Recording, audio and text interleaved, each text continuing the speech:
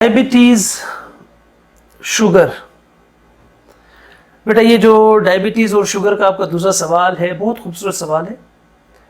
हालांकि ये इसके मुतालिक मैं पहले भी बता चुका हूँ, लेकिन आज इंशाल्लाह तफसील से ये मैं आपको समझाऊंगा कि डायबिटीज़ जो हुई है वो क्यों हुई और इसका मुस्तकिल हल क्या है। आर्जी हल नहीं चाहिए हमें। इंसुलिन पर मरीज को नहीं चलाना या टेबलेट्स पर मरीज को नहीं चलाना। मरीज की इंसुलिन भी ख़त्म करनी है और मरीज की टेबलेट्स वगैरह जो भी वो खाता है वो हर चीज़ उसकी मेडिसिन ख़त्म करनी है। इसमें सबसे पहली चीज़ तो ये देखी जाती है कि ये किस वजह से, किस बिना पर बनी। देखिए हमारे नाफ के बाईं साइड, हमारे नाफ की जो ये पेट के अंदर नाफ है, नाफ की बाईं साइड स्टमक के नीचे और डेडोनम के साथ लगी हुई एक नीम के पत्ते की शक्ल में पेंक्रियास ग्लैंड लगी हुई होती है, जैसे पेंक्रियास ग्लैंड कहते हैं। ये एक इंसुलिन नामी हार्मोन पैदा करती है। थोड़ा समझने की ज़रूरत है यहाँ पर। ये जब इंसुलिन नामी हार्मोन पैदा करती है तो ये हमारे खाने में से जो हम खाना खाते हैं, अब 24 आवर्स में जितना भी हमने 24 घंटे में खाना खाया तो उसमें से तकरीबन 200 ग्राम तक शुगर ये डाइजेस्ट करने की सलाहियत रखती है, या उसे कहते हैं कि जी न्यूट्रलाइज़र करने की सलाहियत रखती है या हज़म करने की ताकत रखती है। तो जब ये 200 ग्राम तक शुगर डाइजेस्ट या न्यूट्रलाइज या हज़म करने की ताकत रखती है, तो ये आखिर फिर हमें शुगर क्यों होता है? उसकी वजह ये होती है कि अगर लगातार शुगर की मिकदार बढ़ती जाए, लगातार अगर शुगर की मिकदार हमारी बढ़ती जा रही है और उसकी वजह से जो पेंक्रियास ग्लैंड होती है ये सुस्त और कमज़ोर हो जाती है। अब जब ये सुस्त और कमज़ोर होने लगती है तो जिससे इंसुलिन हार्मोन्स काम करना बंद कर देता है। जब इंसुलिन हार्मोन्स काम करना बंद कर देगा तो उससे क्या होगा कि जो हमारे खाने से शुगर पेंक्रियास ग्लैंड ने ली, अब वो शुगर हमारे पेशाब में और हमारे खून में, पेशाब के ज़रिए भी खारिज करता है और खून में भी शामिल करता है, जिसे डायबिटीज़ कहा जाता है। तो ये मेन जो वजह है वो पेंक्रियास ग्लैंड है। जब पेंक्रियास ग्लैंड आपकी कमज़ोर हो चुकी है तो उसकी बिना पर आपकी डायबिटीज़ बढ़ रही है। अब हमने क्या करना है? हमने इस पेंक्रियास ग्लैंड को एक्टिव करना है। जो डीएक्टिव हो चुकी है उसको एक्टिव करना है। उसके लिए हमें कौन कौन से इलाज दरकार होंगे, क्या तरीक़ेकार दरकार होंगे, आज उस पर इंशाल्लाह तफसील से बात होगी। अब इसमें जो वजूहात होती है कि ये पेंक्रियास ग्लैंड क्यों डैमेज हुई है, उसकी वजह क्या है, उसमें सबसे पहली चीज़ जो होती है वो एसिडिक खानों की ज़्यादती। जब आप अल्कलाइन खाने कम खाएंगे और एसिडिक खाने ज़्यादा खाएंगे तो उसकी बिना पर ये पेंक्रियास ग्लैंड काम करना छोड़ देती है या कम कर देती है या सुस्त हो जाती है। दूसरा, उसके अलावा चीनी, मिठाई, घी, तेल, चिकनाई या गोश्त के खाने में ज़्यादती, ये तमाम अशिया के खाने में जब ज़्यादती आएगी, जब ज़्यादती यानी कि हम इसको ज़्यादा खाएंगे, बढ़ जाएगी हमारे रोज़ की रूटीन से, तो फिर उस सूरत में शुगर हो सकती है। दूसरा, उसके अलावा हम ताज़ा फल नहीं खाते या जो कच्ची सब्जियां हमें खानी होती हैं वो नहीं खाते। जैसे कि हमने मूली खानी है, मूली हमने नहीं खाई, गाजर खानी है, हमने नहीं खाई, या चुकंदर खाना है, हमने नहीं खाया, बंद गोभी अगर हमने खानी है नहीं खाई, कच्ची प्याज अगर हमने खानी है नहीं खाई। उसकी बिना पर भी शुगर लेवल बढ़ सकती है। उसके अलावा क्या है? उसके अलावा वर्जिश न करना। हम वर्जिश नहीं करते, एक जगह पर बैठे रहते हैं, वर्जिश नहीं करेंगे, शुगर लेवल बढ़ेगी, पेंक्रियास काम करना छोड़ देगी। उसके अलावा पैदल चलना। जब हम पैदल नहीं चलते, हम एक जगह पर बैठे रहेंगे, अब मेरा काम है, मैंने घर से आना है, हॉस्पिटल आना है, हॉस्पिटल में आकर मैंने बैठ जाना है, मेरा क्या काम है? और लाजमी सी बात है, इस सूरत में जब मैं वर्जिश भी नहीं करूँगा, मैं पैदल भी नहीं चलूँगा, तो मेरे साथ क्या होना है? शुगर मेरा बढ़ जाएगा। اب اس کے لیے مجھے کیا کرنا چاہیے؟ سب سے جو پہلا کام ہے وہ مجھے پیدل چلنا ہے. جب میں پیدل چلوں گا آٹومیٹکلی پینکریاس گلینڈ میری کام کرنا شروع کر دے گی اور وہ ہارمونز پیدا کرنا شروع کر دے گی. جب یہ پیدل چلنا بہت بڑی نعمت ہے جس کو ہم آسائش تو دیکھتے ہیں اپنی کہ گھر سے ہاسپٹل تک یا گھر سے آفس تک ہم گاڑی پر گئے چلے جائیں گے، کوئی بڑی بات نہیں ہے. لیکن جو ہمارا مین موٹو ہے اس کو تو ہم نے چھوڑ دیا، جس کی وجہ سے ہم بیمار ہو رہے ہیں کہ پیدل چلنا.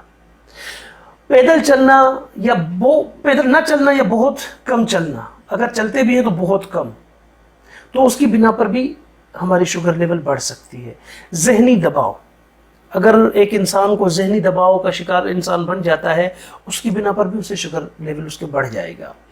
پریشانیاں زیادہ ہونا یا پرانا قبض، تو یہ اس کی خاص وجوہات ہیں. جب اس کی ہم نے یہ خاص وجوہات جان لی، اب کیا آتا ہے؟ اب اس میں جو خاص چیز آتی ہے وہ کیا آتی ہے؟ اس کی علامات. دیکھو علامات تو ہم جب ٹیسٹ کروائیں گے تب پتہ چلے گا نا کہ ہمیں شوگر ہو چکی ہے، لیکن اس کی ظاہری علامات کیا ہے؟ جب ہم اس کی ظاہری علامات دیکھتے ہیں، اب ایک مریض ہے، اس مریض کو پتہ نہیں کہ اسے شوگر ہو چکی ہے یا نہیں ہو چکی، یا بعض اوقات اسے اگر کسی نے کہہ دیا کہ شوگر ہو چکی ہے. اس طرح یقین نہیں کرنا چاہیے جب تک آپ تسلی نہ کر لیں. یہ وجوہات جو میں اس کی علامات جو آپ کو بتا رہا ہوں یہ ظاہری علامات ہیں، یہ بغیر کسی چیک اپ کے. آپ کو چیک اپ کروایا آپ نے یا نہیں کروایا، اگر کروایا آپ نے وہ ایک الگ بات ہے، اگر نہیں کروایا اور آپ کو پتہ ہی نہیں کہ میرے اوپر جو ہے شوگر کا اٹیک ہو چکا ہے تو کیسے پتہ چلے گا؟ اس میں کیا کیا خاص وجوہات علامات جو ہیں وہ خاص کون کون سی ہیں؟ اب اس میں سب سے جو خاص علامت ہے وہ علامت ہے سب بہت زیادہ پیشاب آنا، یعنی کہ 4 سے 8 لیٹر تک 4 سے 8 لیٹر تک 24 گھنٹے میں پیشاب آنا، یہ اس کی سب سے خاص وجہ ہے. دوسرا، پیشاب میں شوگر کی وجہ سے میٹھا گند کچرا آنا. اگر وہ ہی پیشاب کا اگر کوئی قطرہ یا 2 قطرے کہیں فرش پر گر جائیں تو وہاں چونٹیاں زیادہ آئیں گی، تو یہ اس کی خاص وجوہات میں سے ہیں. دوسرا، اس کے علاوہ پیاس زیادہ لگنا. اب جب پیاس زیادہ لگے گی، بھوک زیادہ لگے گی، اس کے علاوہ تھکان ہو جائے گی، آپ کو کمزوری محسوس ہوگی، یا پھوڑے پھنسیاں اگر ہو جاتی ہیں آپ کو تو، یا گھاؤ کہیں لگ جاتا ہے تو وہ بہت دیر سے بھرے گا. پہلی بات تو بہت کم ایسا ہوتا ہے کہ یہ گھاؤ بھر جائیں، اگر بھر بھی جاتے ہیں تو بہت کم، تو اس میں دیر زیادہ لگتی ہے، گھاؤ میں بھرنے میں بھی کافی دیر لگ جاتی ہے، جس کی بنا پر بھی یہ ہمیں محسوس ہوتا ہے کہ ہاں جی اب شوگر لیول ہمارا بڑھ چکا ہے. دوسرا، اس کے علاوہ کیا ہوتا ہے کہ جب شوگر بڑھتی ہے وزن کم ہونا شروع ہو جاتا ہے. جس بھی مریض کی شوگر لیول بڑھے گا آٹومیٹکلی اس کا وزن کم ہونا شروع ہو جائے گا. جب وزن کم ہونا شروع ہو جائے گا تو ہمیں یہ پتہ چلتا ہے کہ جی اب ہماری شوگر لیول بڑھ رہی ہے. اگر اس سے بھی شوگر لیول بڑھے گی تو نظر کی کمزوری اس میں آنا شروع ہو جائے گی. یا اس کے علاوہ جسم میں خارش ہونا، جسم میں جلن پیدا ہونا. اب جلن جب جسم میں پیدا ہوتی ہے کس طرح پتہ چلے گا؟ ہمارے پاؤں جلتے رہیں گے، پنڈلیاں جلتی رہیں گی. لیکن یہ نہیں ہوتا کہ اگر ایک بندہ صبح کو اٹھتا ہے اور اٹھتے ساتھ ہی اگر اسے محسوس ہو جاتا ہے کہ جی میرے پاؤں جل رہے ہیں یا میرے جو ہے پنڈلیاں جل رہی ہیں تو مجھے شوگر ہو چکا. ایسا نہیں ہے. اگر وہ آپ کے 24 آورز یعنی کہ 24 گھنٹے اگر آپ کے پاؤں میں پنڈلیوں میں جلن رہتی ہے یا جسم کے کسی حصے میں جلن رہتی ہے تو یہ پھر اس کی علامت ہو سکتی ہے کہ یہ آپ کو شوگر ہو چکا ہے. دوسرا، اس کے علاوہ کیا ہے؟ اگر اس کا شوگر لیول یعنی کہ مزید اگر بڑھتا ہے تو پھر اس میں کیا ہوگا؟ تو پنڈلیوں میں درد. اب پنڈلیوں میں اگر درد رہتا ہے زیادہ تو یہ شوگر کی علامت بھی ہو سکتی ہے. دوسرا، اس سے اگر اور مزید بڑھ جاتا ہے تو ہمارے گردے جو ہیں وہ اس بیماری کی وجہ سے ناکام ہونا شروع ہو جاتے ہیں، یعنی کہ بیماری اس گردوں کے اوپر بھی اٹیک کرنا شروع کر دیتی ہے. اگر کبھی بالفرض اللہ نہ کرے کہ ایسا ہو، اگر کسی کی شوگر شوٹ کر جاتی ہے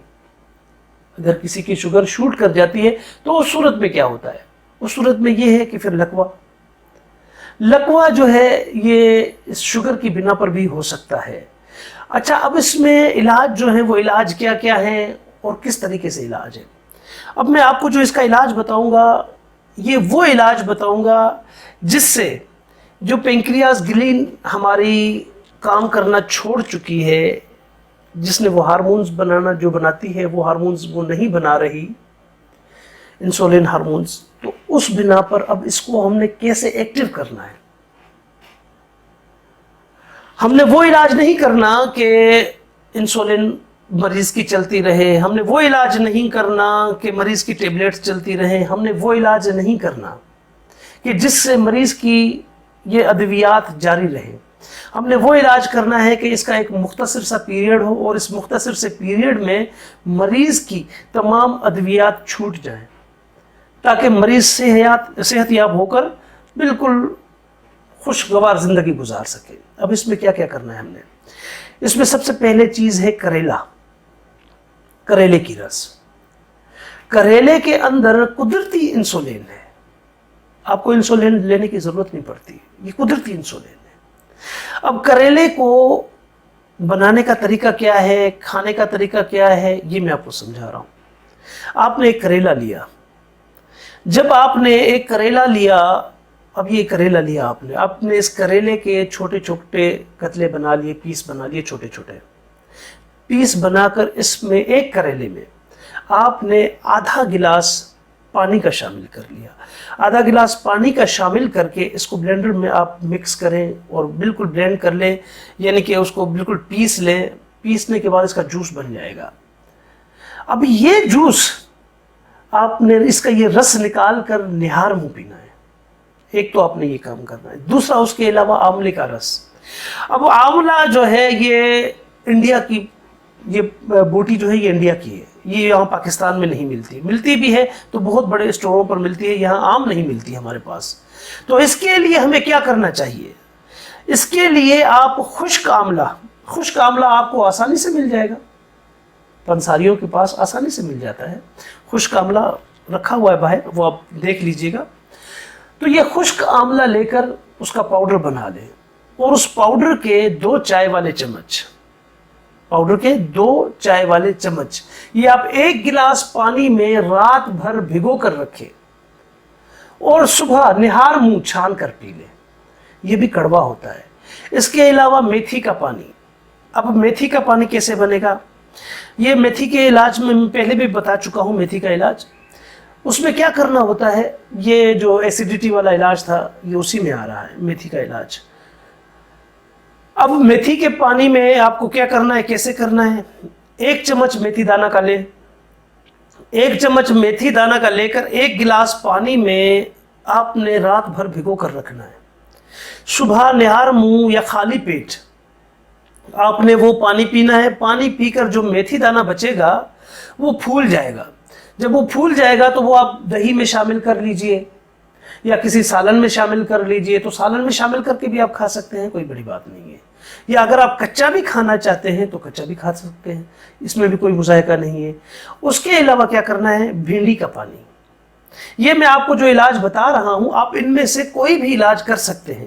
یہ ضروری نہیں ہے کہ سارے ہی علاج کر لیں آپ، نہیں، کوئی بھی آپ اس میں سے علاج کر سکتے ہیں جو آپ کو اس موسم کے لحاظ سے جو پھل آپ کے پاس میسر ہو سکے، جو سبزی میسر ہو سکے، اور جس طریقے سے آپ کو آسانی ہو سکے اس طریقے سے آپ علاج کر سکتے ہیں اس کا۔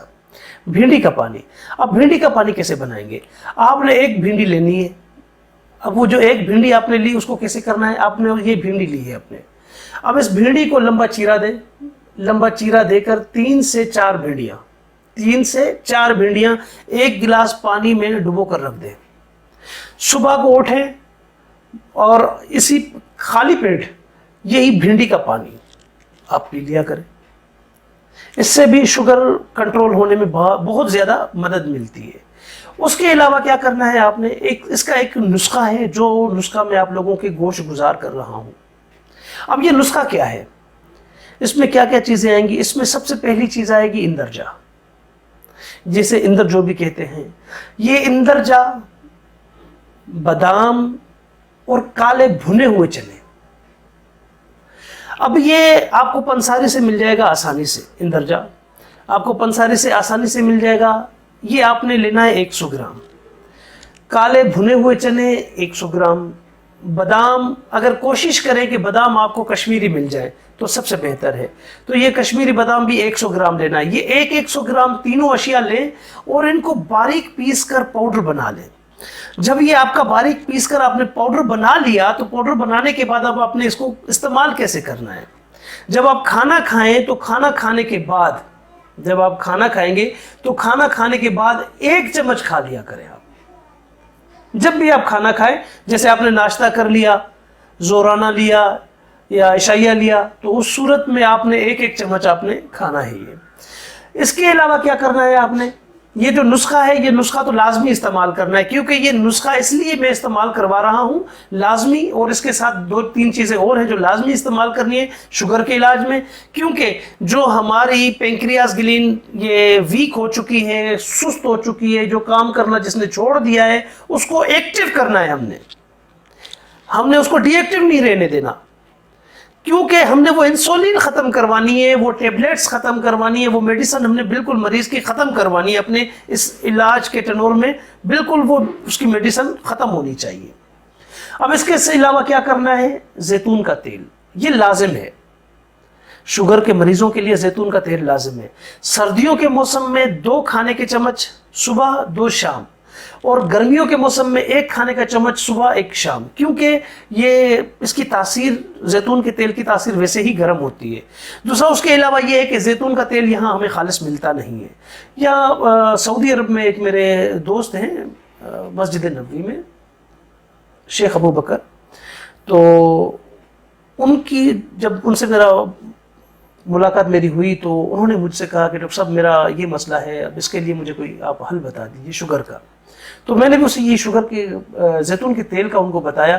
یقین مانے کہ انہوں نے کوئی نسخہ بھی استعمال نہیں کیا, کچھ بھی استعمال نہیں کیا, کہ وہاں تو شوگر کا تیل جو ہے یہ اس کا زیتون کا تیل بھی وہاں پر اعلیٰ کوالٹی کی ملتی ہے, اعلیٰ معیار کا زیتون کا تیل مل جاتا ہے وہاں پر. ہمارے یہاں پاکستان میں اتنا خالص تیل ملتا نہیں ہے, اگر ملتا بھی ہے تو وہ بہت زیادہ مہنگا ملے گا. اس میں آپ کو صرف اٹالین آپ لیں زیتون کے تیل میں تو وہ قدرے بہتر ہوتا ہے اٹالین. تو یہ آپ نے سردیوں کے موسم میں 2 کھانے کے چمچ اور گرمیوں کے موسم میں 1 کھانے کا چمچ یہ آپ نے لینا ہے. اس کے علاوہ یہ خالی پیٹ پینا ہے آپ نے. اس کے علاوہ کیا کرنا ہے آپ نے, گیہوں کی روٹی جو آپ کھاتے ہیں, ہم جو گندم کی روٹی کھاتے ہیں, اگر اس کے اندر اگر 75% ہمارا گیہوں ہے, گندم ہے, اور اس کے اندر آپ 25% یعنی کہ 25% آپ اس کے اندر جو کا آٹا شامل کریں, یہ سنت ہے جس کو ہم نے چھوڑ رکھا ہے. یہ جب آپ اگر اس کو آپ کنٹینیو بھی چلانا چاہتے ہیں کنٹینیو بھی چلا سکتے ہیں, ورنہ اگر کنٹینیو نہیں بھی چلانا چاہتے تو آپ 40 دن کم از کم لازم اس کو چلائیں. گیہوں کا آٹا, اگر میں آپ سادہ مثال میں سمجھاؤں, اگر آپ نے 3 پاؤ گیہوں کا آٹا لیا ہے, یعنی کہ گندم کا آٹا لیا ہے 3 پاؤ, تو اس کے ساتھ 1 پاؤ جو کا آٹا شامل کریں, تو اس کی آپ روٹی بنائیں, اس کی روٹی بنا کر آپ کھائیں. اب یہ تو ہو گیا ہمارا وہ علاج جو ہمارا کھانے کا علاج ہے. اب اس کا ایک اور بھی علاج ہے. وہ علاج کیا ہے, وہ علاج اگر آپ کو میں بتا دوں, یقین مانے کہ آپ ایک تو پریشان ہو جائیں گے کہ شاہ صاحب یہ آپ کون سا علاج بتا رہے ہیں, کیسا علاج بتا رہے ہیں کہ جس کو جو ہم نے کبھی سنا ہی نہیں. اس کی وجہ یہ ہے کہ نیچروپیتھی میں ہمارے پاس جو یہ علاج ہوتا ہے اور جس طریقے سے ہم یہ علاج کرتے ہیں, اور اس علاج کے کرنے سے کتنے ہی مریض اللہ کے حکم سے شفا یاب ہوئے ہیں, کتنے ہی مریض.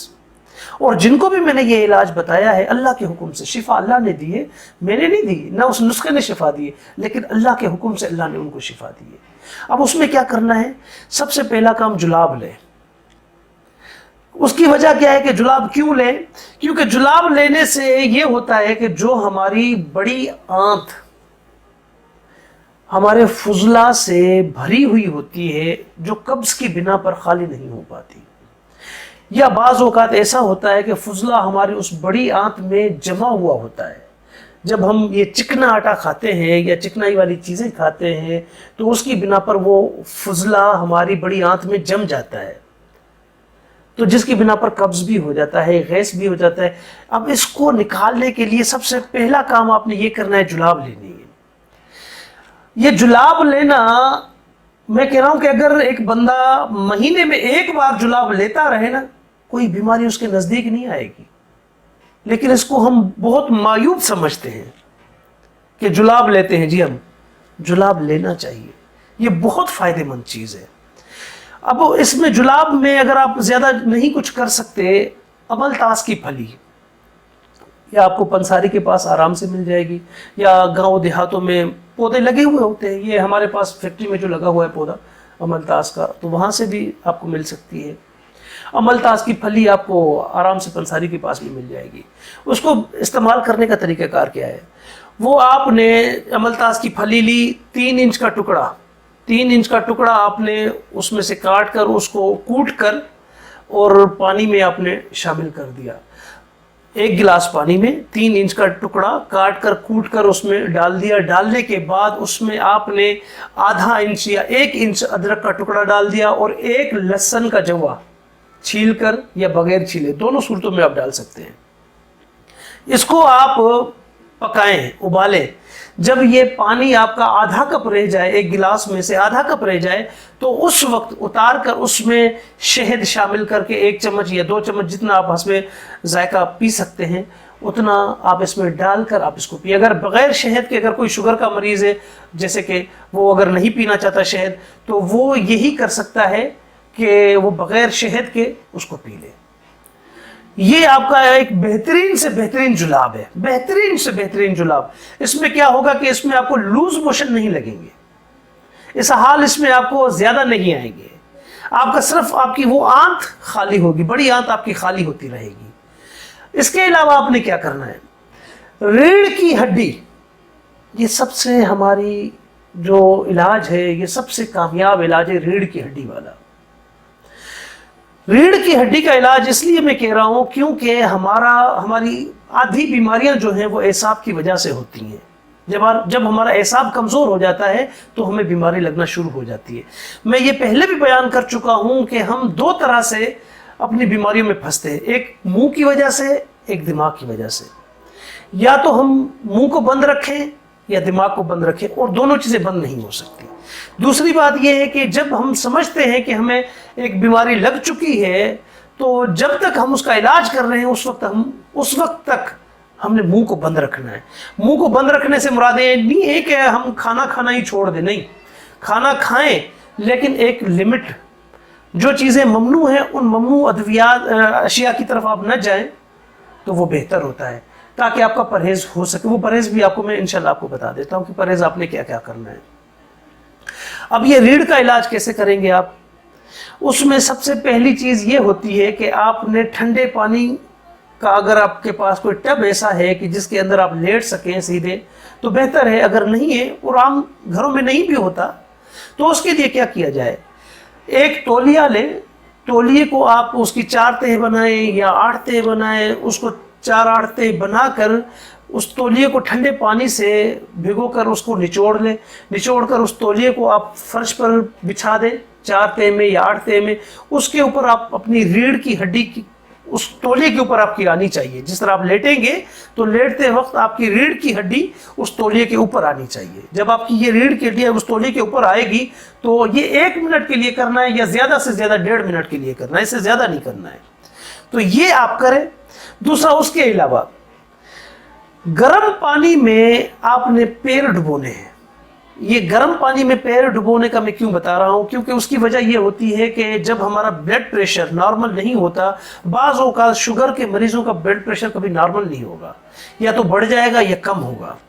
اب اس کو کس طریقے سے ہم نے ایک تو نارمل بھی بنانا ہے، اور دوسرا ہم نے اس پینکریاس گلین کو ایکٹیو کرنا ہے۔ وہ کیسے کرنا ہے؟ گرم پانی آپ لیں ایک بالٹی میں یا ایک ٹب میں، لیکن گرم پانی اتنا ہونا چاہیے کہ جسے آپ کا جسم برداشت کر سکے۔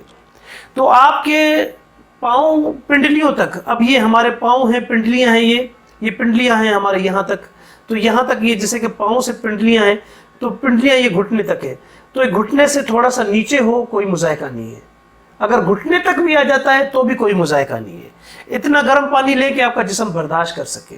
لیکن اس کو کرنے سے پہلے ایک پانی کا گلاس، ٹھنڈے پانی کا گلاس ایک پی لیں پہلے.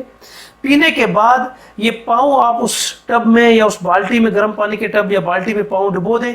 ڈبونے کے بعد آپ نے کیا کرنا ہے کہ اس سے پہلے، ڈبونے سے پہلے، جیسے کہ تولیہ آپ نے ٹھنڈے پانی میں ڈبویا، بھگویا، وہی ٹھنڈے پانی کا تولیہ آپ نے سر پر رکھنا ہے. یہ سر پر رکھیں ٹھنڈے پانی کا تولیہ، ایک گلاس پانی کا پی لیا، پانی کے اندر پاؤں ڈال لیے گرم پانی کے اندر. یہ آپ کا علاج ہے. اس سے کیا ہوگا؟ اس سے یہ ہوگا، ایک تو آپ کا بلڈ پریشر نارمل ہو جائے گا، نمبر 1. نمبر 2 یہ کہ آپ کی جو آنتریاں ہیں اور آپ کی جو وینز ہیں، جو آپ کے اعصاب کی وینز ہیں اور آپ کے کمر ریڑھ کی ہڈی کی جو وینز ہیں، جو آپ کے حرام مغز کی وینز ہیں، یا جو آپ کے جسم کی اور مزید وینز ہیں، یہ پاؤں کے تلوے جو ہوتے ہیں، یہ کسی بھی چیز کو کور کرنے میں، پک کرنے میں جتنا یہ جلدی کرتے ہیں اتنا گولی اثر نہیں کرتی. آپ اگر کوڑ دمبا آپ کاٹ کر، جیسے کہ ہم یرکان کے مریضوں کو بتاتے ہیں، کوڑ دمبا کاٹ کر آپ اس کوڑ دمبے کو، اس کے اوپر آپ صرف ننگے پاؤں چلنا شروع کر دیں، وہ کڑواہٹ آپ کی زبان پر محسوس ہوگی. وہ کیوں محسوس ہوگی؟ کیونکہ آپ کے پاؤں کے تلوے اس چیز کو لے رہے ہیں، کھینچ رہے ہیں.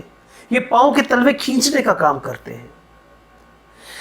تو اس صورت میں جب آپ یہ گرم پانی لیتے ہیں تو آپ کی پوری شریانیں کھلنا شروع ہو جاتی ہے، جس سے آپ کی یہ پینکریاز گلین آرام سے آٹومیٹکلی کھلنا شروع ہو جاتی ہے اور یہ اپنا کام شروع کر دیتی ہے.